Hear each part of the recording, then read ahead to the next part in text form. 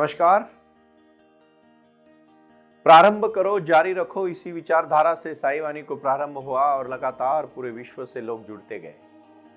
धर्म क्षेत्रे कुरुक्षेत्रे समवेताः युत्स्वा मामका पांडवक्षेव किम कुर्वत संजय। जिस तरह से धृतराष्ट्र ने पूछा, हे संजय, पांडुपुत्र और मेरे पुत्रों के बीच कुरुक्षेत्र में कौन सा युद्ध हो रहा है?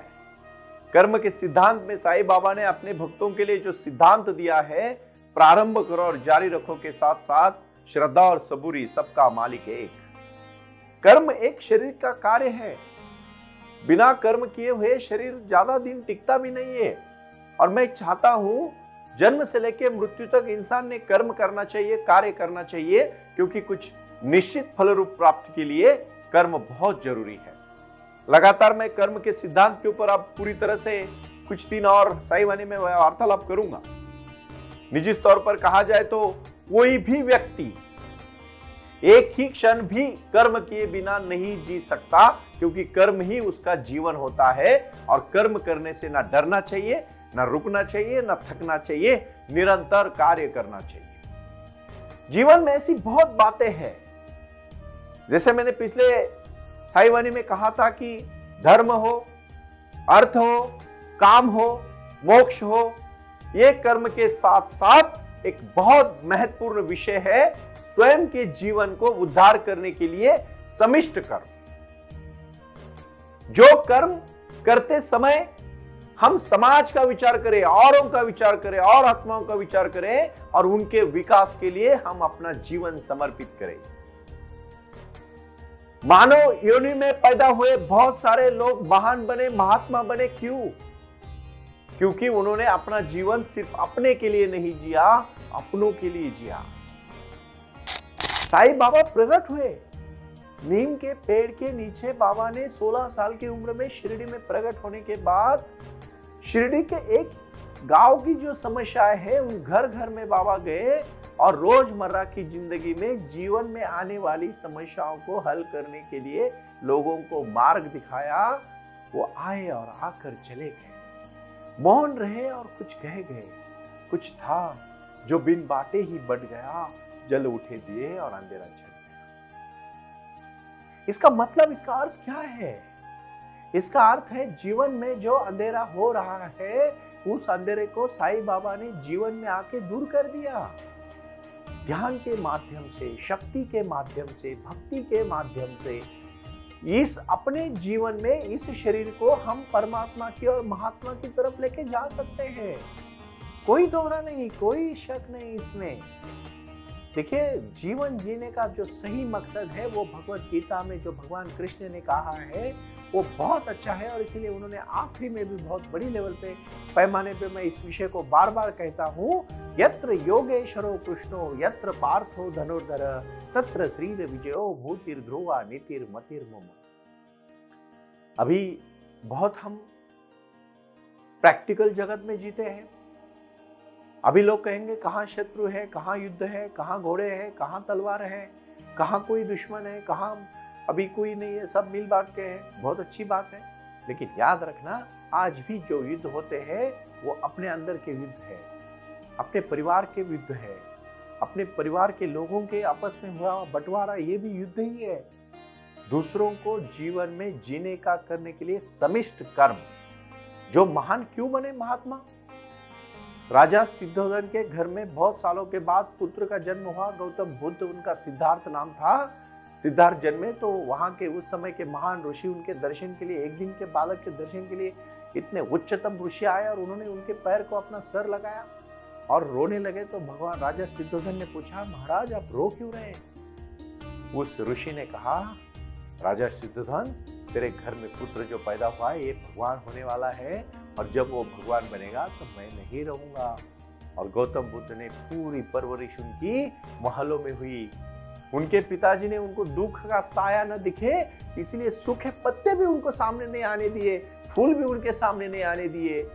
कोई समाज का हर पूरे यंग तरुण, तारुण्य से भरे हुए सब उनके सेवक और उनके भाई बहन जो भी उनके दरबार के लोग थे, दास दासियां थी, वो रखे। इर्द गिर्द उनके दुख का साया भी दिखने नहीं दिया। लेकिन एक बार जब गौतम बुद्ध रथ में बैठ के जब नगर के लिए निकले तो उन्होंने देखा एक अंतिम यात्रा चल रही थी, एक बूढ़ा इंसान था, एक दुख भरा मातम था। तो बुद्ध ने पूछा ये क्या है, और फिर उस जो उनका चालक था, जो उनका रथ चला रहा था, उन्होंने जब सब सच्चाई कही तो गौतम बुद्ध जी ने कहा कि मैं तो निर्वाण के लिए प्राप्त करना चाहता हूं, और वो भगवान बनने चले गए, वो महान बने। उन्होंने बुद्धिज्म की स्थापना की, मानवता की स्थापना की, उन्होंने समाज के हित के लिए कार्य किया। जीसस क्राइस्ट ने सबकी सेवा की, मोहम्मद पैगंबर ने सबकी सेवा की, भगवान कृष्ण ने, भगवान राम ने सबकी सेवा की है, खुद की सेवा नहीं की।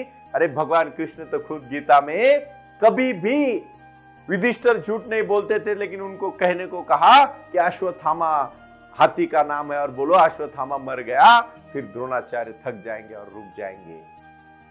क्यों? क्योंकि उसमें स्वार्थ भगवान कृष्ण का निजी नहीं था।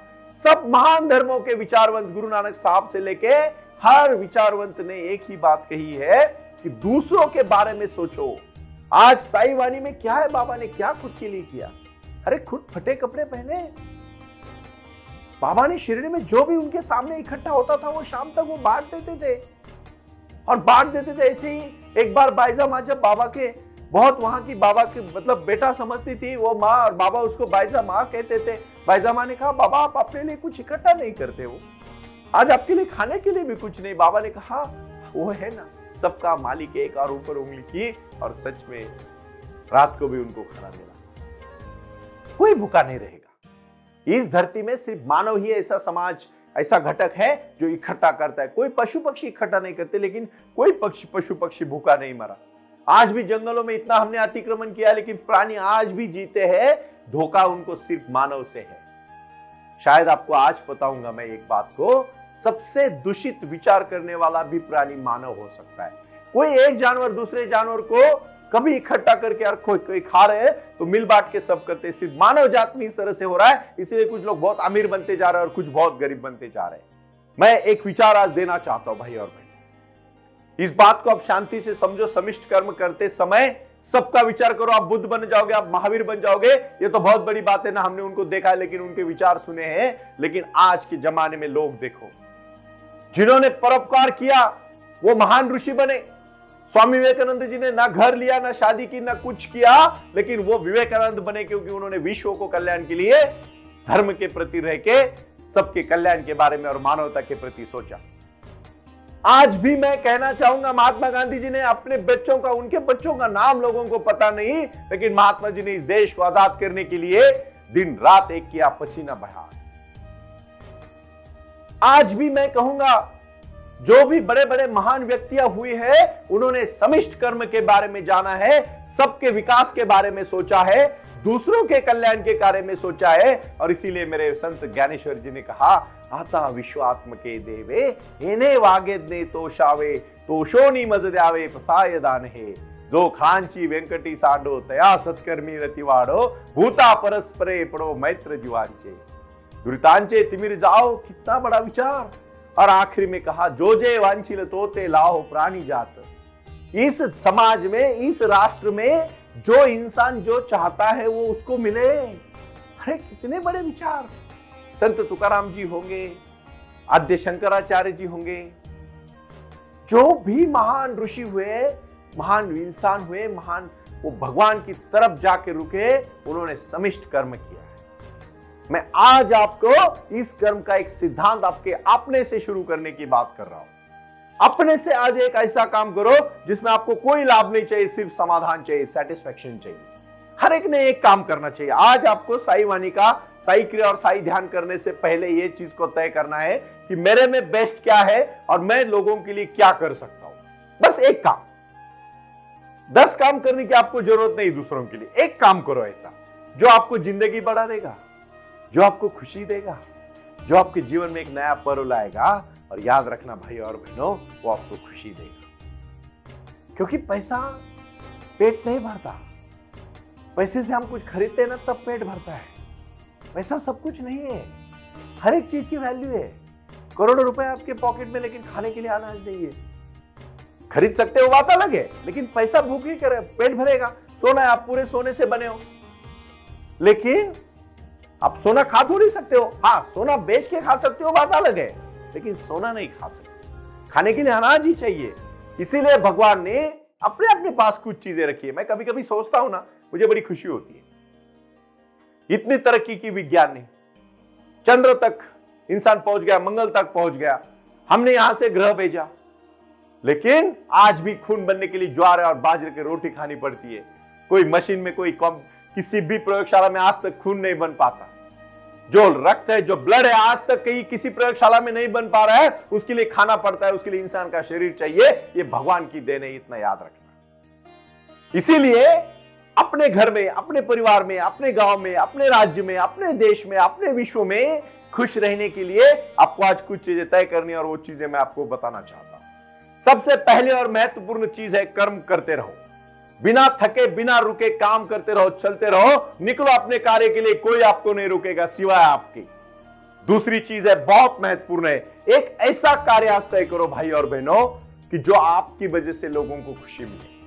और सिर्फ करना एक दिन नहीं, प्रारंभ करो, जारी रखो। एक बार शुरू किया ना, जिंदगी भर वो करते रहो। किसी की अपेक्षा मत करो, लाभ की मत करो, पैसे की मत करो, कोई नाम अच्छा कहे, कोई बुरा कहे, इसकी भी परवाह मत करो, सिर्फ करते रहना, लेकिन वो अपना खुद का निजी उसमें योगदान हो। और दूसरी बात, उसको सातत्य से, कंटिन्यूटी से प्रारंभ करो और जारी रखो से चालू रखो, क्योंकि यही चीज आपको पहुंचा देगी। हतो वा प्राप्यसि स्वर्गम चित्वा वा मोक्षसे महि तस्मादुत्तिष्ठ कौन्तेय युद्धाय कृतनिश्चय। इस भूमिका को, इस भावना को पकड़ो। तीसरा और महत्वपूर्ण विषय जो मैं बहुत लगन से कहना चाहता हूं कि आज आपको अपने निजी जीवन में एक बात को तय करना है कि मेरे जीवन का निश्चित तौर पर लक्ष्य क्या है, क्यों आया हूं मैं धरती पे, मैं कौन हूं। इस प्रश्न को आपको आज जानना है, और इस प्रश्न का उत्तर मिलने के बाद आप मुझे जरूर फोन करिएगा। 9604050607 ये नंबर तो मैंने साईवानी के ऐप पे भी है, साईवानी.org पे भी है, साईवानीट्रस्ट.org ई-कॉमर्स पे भी है, और अभी आस्था के इस चैनल पे भी आता है। मेरा ये नंबर निजी नंबर है, मेरे ये सहायक सुदर्शन जी बालाजी जी उठाते हैं, मेरे पास भी ये नंबर आता है। बहुत सारे लोग मुझे भाई बहन प्रश्न पूछते हैं, मुझे आप जरूर प्रश्न बताना, मैं कौन हूं, मैं कौन हूं। अपने खुद को प्रश्न पूछो, क्योंकि ये एक रिहर्सल है, एक जीवन की लक्ष्य है। सकाम कर्म ऐसे नहीं होता है। कौन कौन महान बने आप सोचो, उन्होंने खुद के लिए नहीं जिए, वो दूसरों के लिए जिए। मैं जिस भूमि से आता हूं वो अहमदनगर भूमि से शिरडी के साईं बाबा ने अपना पदार्पण किया। बाबा ने अपने जीवन में क्या किया, कौन से उनके सिद्धांत है, कैसे कैसे वो जीवन में रहे। 1918 में बाबा ने समाधि ली, 100 साल अभी पूरे हुए, ज्यादा दिन नहीं हुए। बाबा को देखे हुए लोग अभी तक थे। भाई और बहनों, इस बात को समझो कि भगवान जब अवतार लेते हैं तब दूसरों के परोपकार के लिए लेते हैं। मैं नहीं कहता हूं कि आप पूरी दुनिया की जिम्मेदारी लो, लेकिन एक एक इंसान की जिम्मेदारी लेके अगर आप उनको दायित्व करोगे, पॉजिटिव सकारात्मक सोच से काम करोगे, आपकी ऊर्जा, आपका शरीर, आपका पावर, आपका एनर्जी, आपकी शक्ति, आपकी भक्ति, आपका विचार और आपकी साधना जब चलेगी, कोई आपको रोक नहीं सकता। आप अपने जीवन में यशस्विता के साथ साथ अपने कर्म के प्रति बढ़ोगे, उसी में जीवन है। और इसीलिए साईवानी में आज प्रारंभ करो और जारी रखो में सकाम कर्म में मैं इतना ही कहना चाहता हूं। आप हर दिन ऐसा एक काम करो जिससे दुनिया का भला हो, जिसमें समाज का भला हो, जिसमें अपने भाई बहन का भला हो, और जिसमें हमारा जीवन में एक देश को, एक राष्ट्र को, एक विश्व को बनाने में अपना योगदान लगे, और उसके लिए हमारा शरीर उसके लिए श्रमदान करे, और उस कार्य के लिए प्रारंभ करो और जारी रखो। इसी विचारधारा से जुड़ो, अपना जीवन और अपना लक्ष्य बनाओ। यही आज का संदेश है। प्रणाम।